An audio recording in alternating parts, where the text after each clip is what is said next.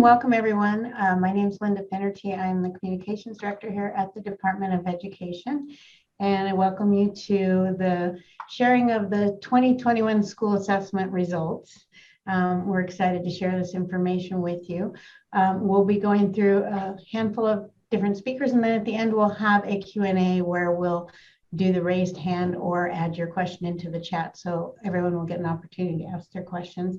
I like to bring to the forefront Jillian Balo, our State Superintendent of Public Instruction. Good morning, and good morning, Linda, and thanks to everyone who joined. We missed this conference last year, and we are excited to rejoin with friends in the media and friends from across the state as we share state assessment results. I'd first of all just like to give a thank you to the educators, students, families across Wyoming who have faced so many challenges in the last year and a half. And with the great participation rate that we had on Wyoming assessments, we do have a better picture that can be used to better support students, educators, and schools, both today and in the coming years. Wyoming, again, did have a great participation rate, and we successfully administered the statewide assessment to 96.46% of our students. I'd also like to just take a moment to thank our WDE staff. Many of those are on the call with us this morning to help answer questions that you might have, but many are working behind the scenes with our schools, our school districts, and with the data to make sure that it is prepared for you today. Again, our goal was to safely administer the statewide assessment last spring to as many students as possible, to give you useful data, to give the state useful data as we go forward. This morning I was reading my hometown paper, the Gillette News Record, and there was a headline about yesterday being the first day of school and it being overwhelmingly normal. And that's not my term, but I like to apply that term to the results that we're seeing this year.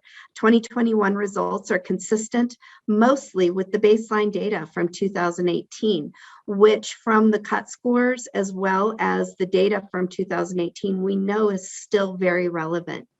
So while members of the media and educators and Wyoming citizens are very used to comparing data, it is important for all of us to sort of resist that habit of comparing this year's scores or this year's assessment data to the most recent administration, which would have been 2018-2019. And it's also important to just resist the habit of finding year-to-year trends because number one, this was not a normal year, and number two, it was not administered the previous year. So again, our baseline year data and cut scores are the most relevant if media and citizens and schools are doing any comparison. As we go through the results, it's important to know, first of all, that these results are not new to our schools. This provides a different view of the data, a statewide view of the data, but our schools, our teachers, our administrators have been using not only the YTOP scores and the YTOP data from the statewide assessment, but also from the interim and the sort of along the way tests that YTOP offers to inform work, to inform instruction, to inform assessments at the local level. And I just want to say that it is not being used for accountability purposes or to judge educators. So we also know, just again from the support that we provide to our schools, that schools have responded not just by changing the way that instruction is delivered, but also by the way that they spend their federal relief dollars and deliver summer school and other instructional supports and opportunities to students. So again, we appreciate the intentional decisions made on behalf of our students, and given the challenges of this year, we will take normal and unremarkable as the best context for looking at these. But we do want to spotlight some of the data, scores and participation rates in particular by student group and statewide. And at this time, I'd like to hand the message off to Kari Akins, who is Wyoming Department of Education Chief Policy Officer. Kari? Thank you, Superintendent. So I'm going to just basically take a moment to set the stage for everybody for diving into these results and just providing some context around the data and make sure everybody understands the circumstances under which the assessment was given. So basically, we know that we were unable to give any assessments in the spring of 2021 because of the COVID-19 pandemic. We were able to administer in spring of 21. So as we are looking at this assessment data, I do have just a couple of cautions, just because we know that there were a lot of variables around the administering of this assessment. And so inevitably, there are a few areas where we just need to think a little bit more carefully around the data when we're talking about it. So one thing that we did do with the spring administration was that YTOP was administered in a very consistent manner to how it has been done in the past. So that means all of the administrations of this assessment were done in person in the spring of 2021. We also it was the same assessment that was given in the 2017 and the 2018 spring school years. And so as we look at this data, we can know that getting to in-person administration was a challenge for some students more than it was for others. And you see that reflected in some closer looks at the participation rate. Also, as the superintendent mentioned, what was really important for us was to look at how these results compare to the 2017-18 baseline year data, because we needed to know if the performance expectations are still relevant to Wyoming students. And we are really excited to be able to say today that yes, those expectations are, and that we can continue to use this assessment data to help inform the state about how the students are doing. And then I also want to talk about the idea of a representative sample. So that means, did we test enough students for the proficiency rates that are listed in this data that was released today? Can you go back to the previous slide, please? The participation rates, sorry, I forgot where I was at there. So as we were looking at, typically we have a very high participation rate in Wyoming, upwards of 99%, which means that we know that the data that we released today is representative of all of the students in the state and of every group in which we break down the data, every grade level, all of those things. You can say that information represents the performance of these students. When we take a closer look at that participation rate, you can see that there are some areas where we did not have enough representation from specific groups of students for us to be able to confidently say that the results represent the performance of that entire group of students. Sometimes this is in specific grade levels, sometimes this is in specific student populations. Part of this is because of getting to the assessment, and then also because it has been 2 years since this assessment was given, and there were some very significant changes in enrollment that it's difficult to say that these scores are directly comparable to if you're looking at a prior year performance from students. So now if we can go to the next slide.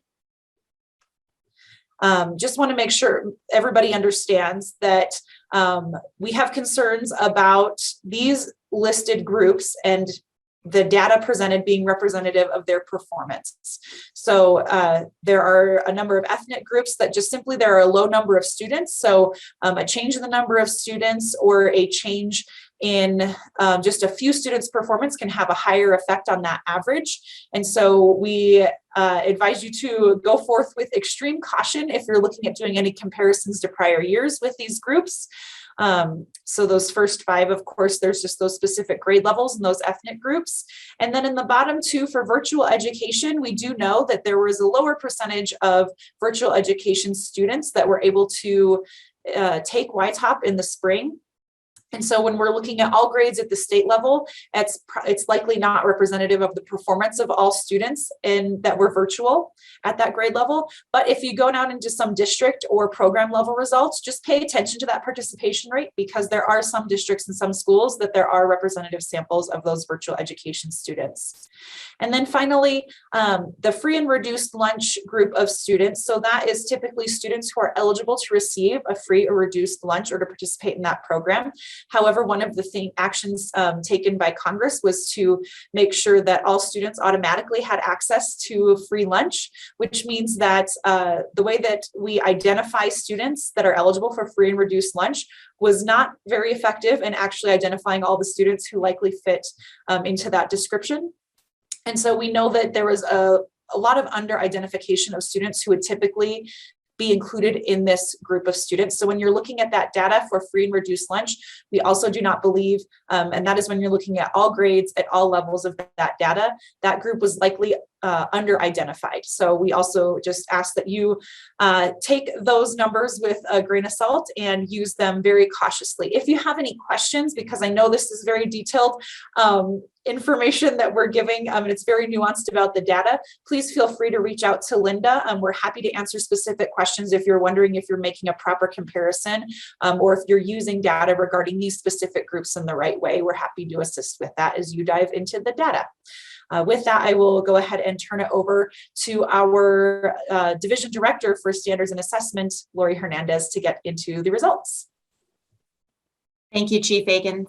Before we go into any of the details, I just wanted to make it known we did not see significant drops in performance this year. So before we look at those results more detailed, it's important to note that where the grade levels with mean scores that were lower than the baseline year, that first year in school year 17-18, the means were all within 1/10 or 10% of a standard deviation of that baseline mean. This is a normal fluctuation in any year. So it's important to note that the overall statewide data was not greatly impacted by the recent school year. Next slide, please.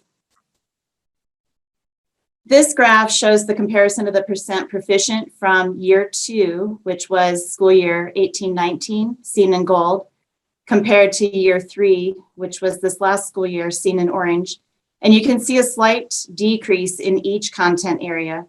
Overall, there was a slight decrease in proficiency for almost all grade levels. Some specifics: for math, there were slight drops in performance that ranged from 0.5% to 5%, with the exception of grade 6 math, which had a little bit of a larger decrease at 7%. But grade 9 math had an increase of 1.4%. In ELA, we had slight drops in performance across all the grades that ranged between 0.1% and 5.3%. And science had slight drops in performance ranging from 0.4% to 3.8%. So the noteworthy part there is that most of the change was below 5%, which is not a large change. On the next slide, we will do a comparison more to the baseline year. Next slide, please. When we look at the comparison of percent proficient from year 1, which was our baseline year seen in blue, compared to year 3, which is in orange, students performed slightly better in ELA this year, and the difference in math and science is very minimal and not significant. On the next slide, we'll go into some more specific details. So when we compare this year's results to the baseline year, we find the following. In ELA, which is assessed in grades 3 through 10, half of the grades stayed above that baseline year, especially those were grade 6 and 8 through 10. In math, 2 of the grade levels stayed above the baseline year. That was grades 9 and 10. And science, 1 grade, also grade 10, stayed above that baseline year. The student performance in 2021 is close enough to that baseline to keep the cut scores and all of the performance expectations consistent as we move forward. So there is no need to shift or change anything with the bar. Next slide, please. Now we will dive a little bit more into the student group data. The most notable student groups with a performance gap when you compare it to all students in all 3 content areas was the Native American students, English learners, and IEP students. However, it's important again to note these are similar to previous years. There's not an increased change with one small exception. On the next slide, when we do look at the gap over time, the most significant change to the achievement gap across the years was found in Native American group for grade 4 in ELA and in grades 3, 4, 5, 7, and 9 in math. Schools and teachers, no significant changes to achievement gap across the years were found for the following groups in all 3 content areas, all grades, for IEP students and for Hispanic students. And it is important also to know that schools and teachers had the preliminary results 10 days after testing, and they were able to use that data alongside their local assessment data points to make the best instructional decisions for their students. So this just reminder is that this is a data point, and with other points, really the best decisions can be made moving forward. State Superintendent Jillian Balo again, and I invited our superintendent from Johnson County, that's Buffalo and KC, to join us today, Charles Oski.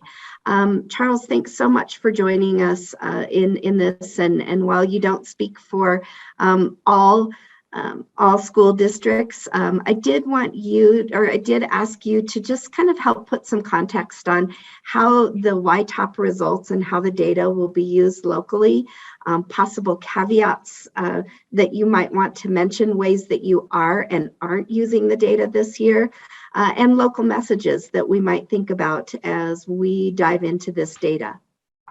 Yeah, so thanks for the opportunity here today. So somewhat in portion too, as the president of WASA, I do kind of speak a little bit for some of the other districts, but sorry.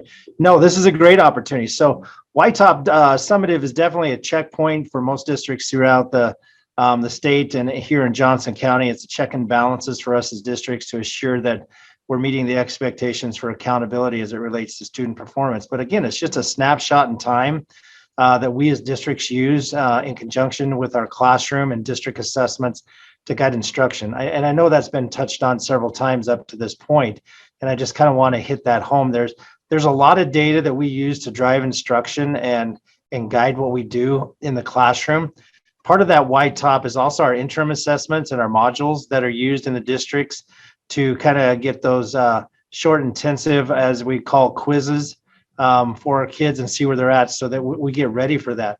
Another key component that wasn't talked about that we use in districts, not only in Johnson County, but around the state, is the blueprints that YTOP presents to make sure our curriculum and assessment aligns to what we're instructing in the classroom. So there's a lot of components to what we do with the YTOP and the summative and that snapshot that we use to actually guide instruction. So we as a district will take a look at it. We have a new curriculum director here. We're looking at that data.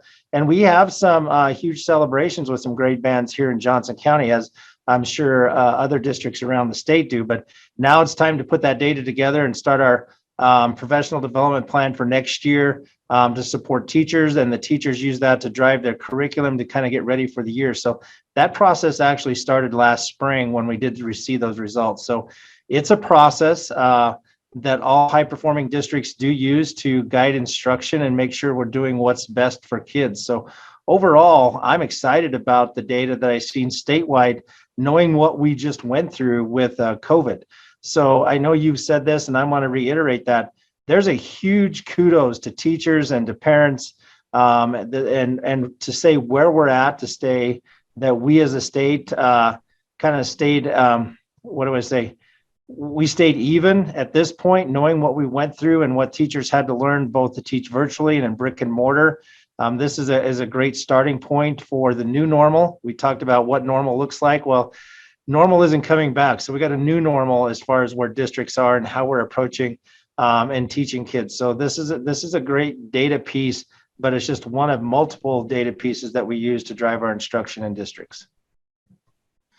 Thanks so much, Charles. And I just appreciate you for taking a few moments out of your time to be with us. And I want to let media know that Charles will be here during Q&A, and you skated over it really quickly, but I'll just reiterate, you are the superintendent in Johnson County and also the current president of the Wyoming Association of School Administrators, and that is the professional organization that Wyoming superintendents belong to.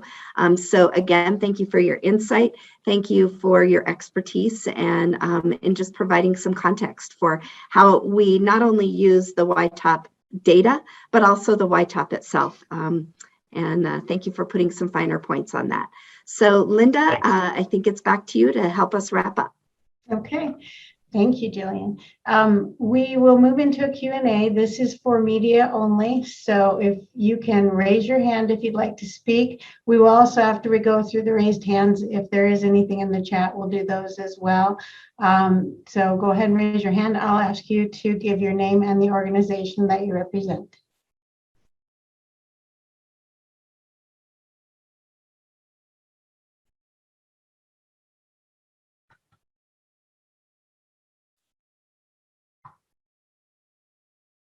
Not seeing anything, but I want to give people ample time. Sometimes finding that hand raise is a little challenging. I know I did see a few media on the call, so we'll give it just another minute.